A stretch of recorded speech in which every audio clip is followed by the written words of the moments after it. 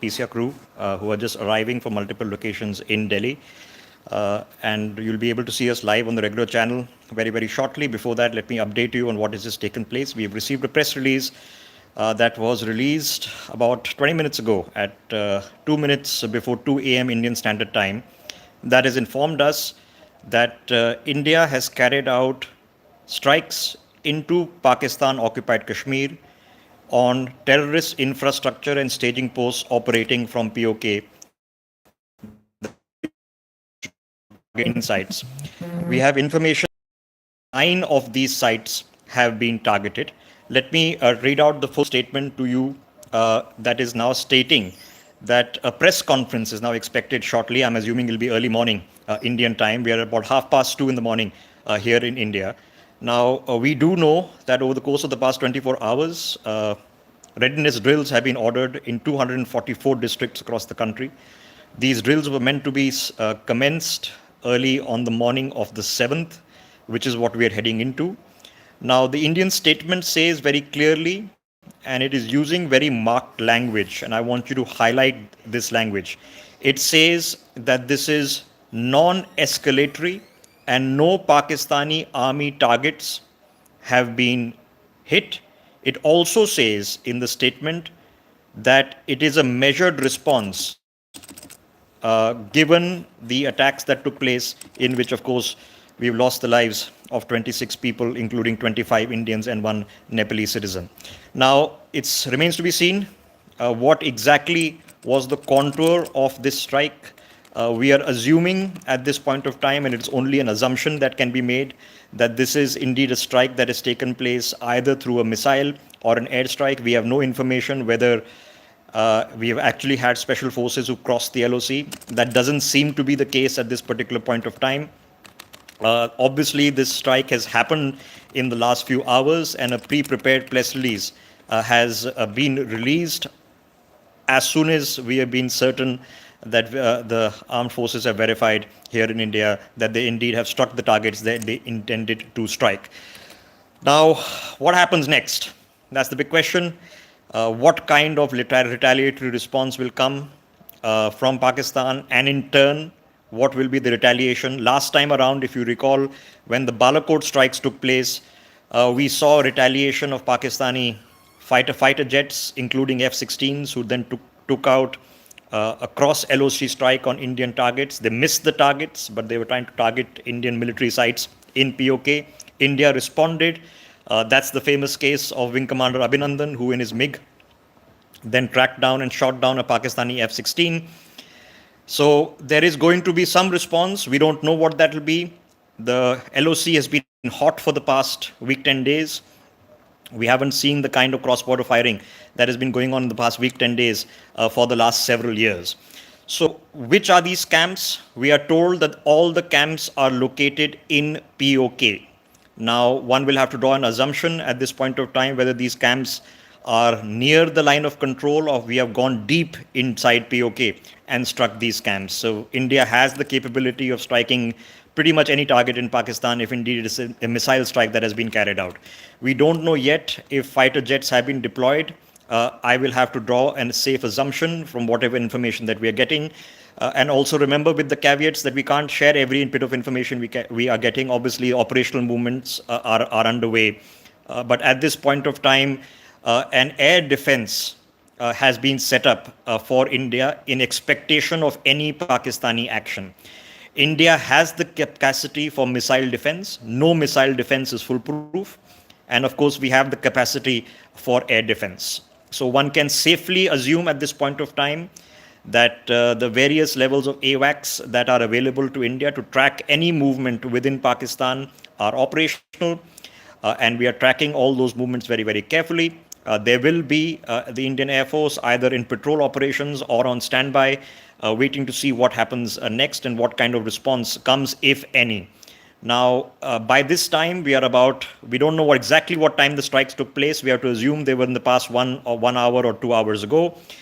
In that event, we also have to draw then the assumption that at this point of time, and let me just, if you'll allow me, I'll just turn this camera around so that we can switch the orientation mode. So at this point of time, okay, let me figure that out as we can, and of course we'll be live on the channel very, very shortly as well. So the information that we have at this point of time is that we are in a state of readiness, but the message that is being sent out not only to the authorities in Pakistan, but also to the global community. Remember, it's daylight hours in Western Europe and in North America, that this is a measured response, this is a non-escalatory response, this is a response that has taken place only on terror targets, and no Pakistani army outposts have been struck. Now, assuming that the strikes have taken place in the intervening hours of between 12 midnight and maybe 1 a.m. or 2 a.m. Indian Standard Time, Pakistan Standard Time is half an hour behind us. Then we have to now come and see, of course, what is the response that is going to come our way, and indeed what will be India's response given that. There has already been a state of high alert. We have no further reports that are suggesting at this point of time that that alert has been heightened. We will have to leave it to the room of speculation and assumption whether indeed that alert has been heightened. But there are some operational things, some information that is coming my way, which of course we can't share with you, but I can give you an overall generalized gist of what is going on. And the gist is telling us, ladies and gentlemen, that indeed our Air Force cover is at its utmost readiness, both in terms of monitoring any movement within Pakistani airspace, any fighter jet launches which are happening from the Pakistani side, any movement of any such planes and aircraft spotted on radar towards the LOC or in any direction towards India. You can expect the Pakistani Air Force will be scrambling as we speak across the length and breadth of Pakistan. And when that scrambling operation is taking place, there are going to be a lot of ghost runs, which would mean that many of their squadrons will fly towards the border at high speed, but then turn away at the last minute. We have no reports right now or from anywhere in the country of any warning being issued to any citizens across India. But I'm assuming at this point of time, and it's a safe assumption. I'm giving you a generalization from information that we're receiving currently from the ground. And the generalization is telling us, so a general picture without going into specifics of movements and what is actually happening on the ground is that at the LOC, we are ready both on land and in the air. And we will have to, for now, leave it at that until EGMO comes out, and we're expecting a press conference as soon as dawn breaks here in India with full details of what has taken place, that we are ready for whatever response comes. A lot of planning has gone into this. We've had the Air Chief, the Defense Minister, the Defense Secretary, the NSA regularly who have been meeting with the Prime Minister of the past 4 days. We have to, of course, draw the safe assumption that all clearances were given straight from the top, and the Air Force had some time to figure out what are the targets that their intelligence, ready at hand intelligence, indicated that were being utilized as terror staging points in the current. The existing terror staging points are no secrets. The maps are, I mean, you can find them on Newsx if you choose to find them, are readily available. They're publicly available. Balakot was no secret. Some of these terror camps are well known. But many of these terror camps operate within or right next to, adjacent to Pakistani army battalions, Pakistani army outposts. Now, remember, like we have the BSF, which is the Border Security Force, the Pakistani have something called the the Pak Rangers, but the Pak Rangers and the Pakistani army have very little differentiation in chain of command. It's not as absolute as it is where the BSF, of course, comes directly under the Ministry of Home Affairs, and the army, of course, reports to the MOD. The Commander-in-Chief, of course, is the President of India, but we will get the details of what authorization was taken. I'm assuming all the protocols were followed. But for now, the measure and the tonality that is coming from the Indian state, from all our sources, whoever we are being able to speak to at this point of time, and I promise you, that's not a whole lot of people. There is going to be immense secrecy until that press conference is held, for obvious reasons. But we are being told that the chain of command has been followed to the top. All the operational orders and instructions have been taken, and they have been carried out on the basis of intelligence assessments which were up to date, which means up to date recent intelligence assessments which have identified the currently operational staging posts that were being used by the terrorists on the soil of POK to launch these infiltration bids and therefore these attacks into India. Now, not all the infiltration bids result in terror attacks. We have as hard a border as it can be done in the mountainous terrain on the LOC. One would think that it's very easy just to seal off the LOC. It isn't. You're talking about ravines, you're talking about cliffs that soar 1,000 feet in elevation from the river valleys. You have gullies going through. You can't seal off the other entire thing, but our infrastructure in terms of thermal imaging and all has been available to us. The latest information as I'm getting, and forgive me, I'm going to reiterate to people who are joining us and leaving us as this information percolates, is that we are in a state of readiness. Without going into specifics, this is all that I can brief you at this point of time, that we are in a state of readiness. We are carefully monitoring all developments that are taking place. And I'm assuming, and this is an assumption, that we have access to not only radar feeds, but potentially thermal imaging. We have access to multi-spectrum imaging, which are available from our satellite feeds. So we are able not only to track Pakistani aircraft, but we should be readily be able to also track any potential missile flashes, which means if a missile was to be launched from any Pakistan surface-to-surface base, we would be able to spot those thermal flashes. Now, that doesn't give us more than a few minutes of advance warning if indeed retaliation is planned and is expected imminently, but we are going to be able to track it. And of course, we have a missile defense system. There is no perfect missile defense system. We don't have an Iron Dome facility like the Israelis, for example, have, but we have a missile defense system, so we can attempt to take out missiles if indeed they come our way. But the bottom line, ladies and gentlemen, is that we have taken the preemptive step. We have taken the preemptive step with caution and with care. We have targeted terrorist camps within POK, 909 in total. What is the state of the terrorist camps? Have there been casualties on the ground? How many strikes were taken on each camp? Were they indeed drone strikes or missile strikes, or airstrikes from our side of the LOC, or indeed crossing the LOC? We don't at this stage know. I don't want to randomly speculate. We have to be slightly careful because there's some operational information. I'm being told, this is information coming in from my producers, and I will warrant a word of caution to those who are now accessing this information from all parts of the world, including here in India.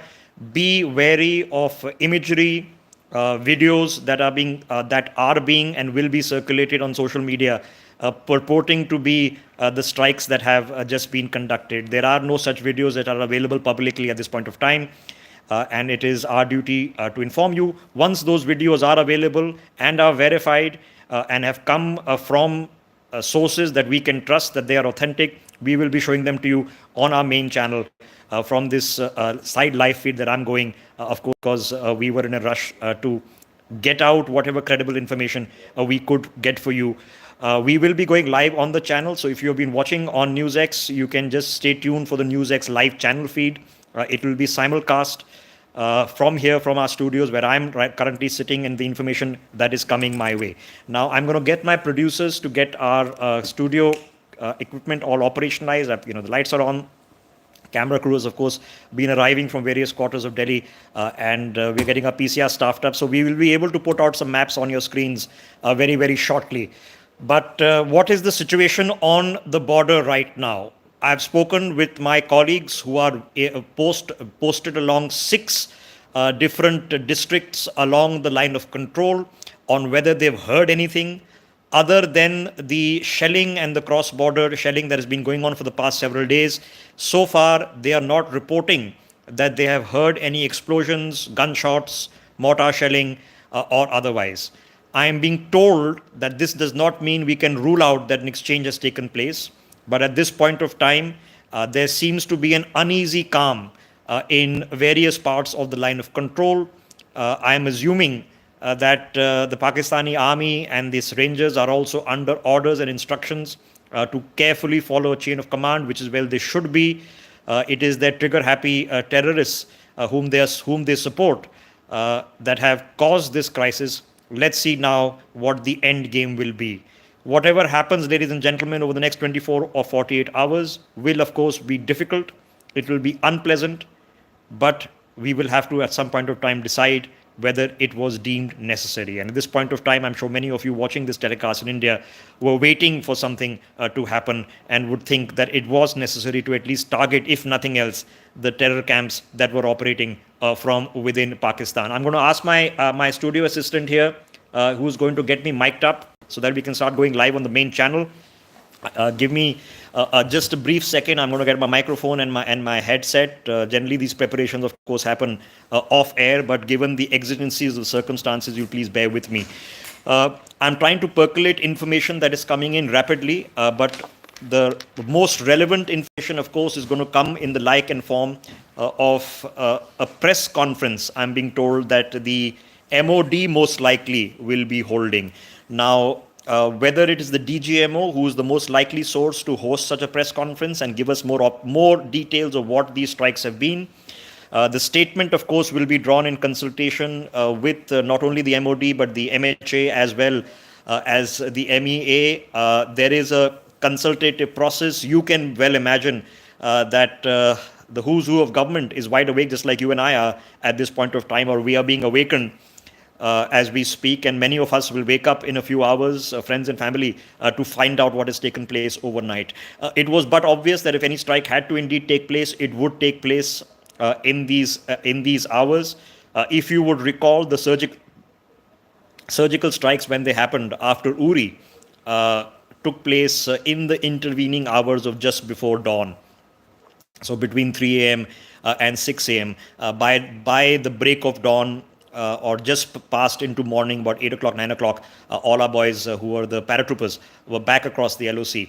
And we have, of course, interviewed many of them in the only televised interview they ever gave. Movies have now been made, but the only authentic interview they gave, of course, protecting their identities.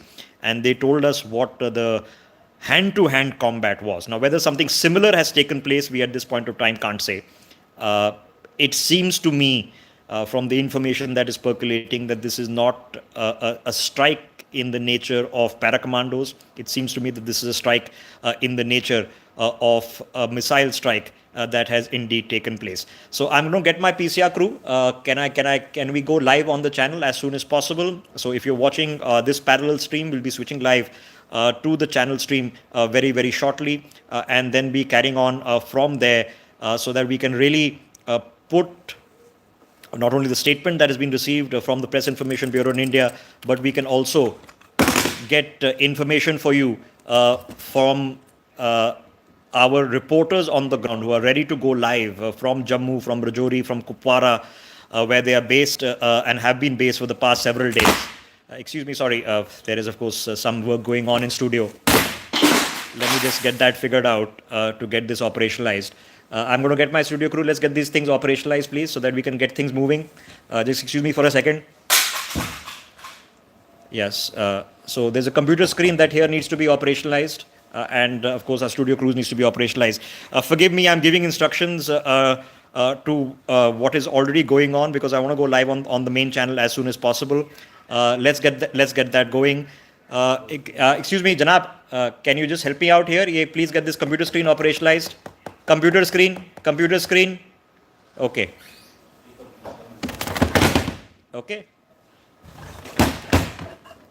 Sorry, there's a bit of banging going on here. We'll get this organized.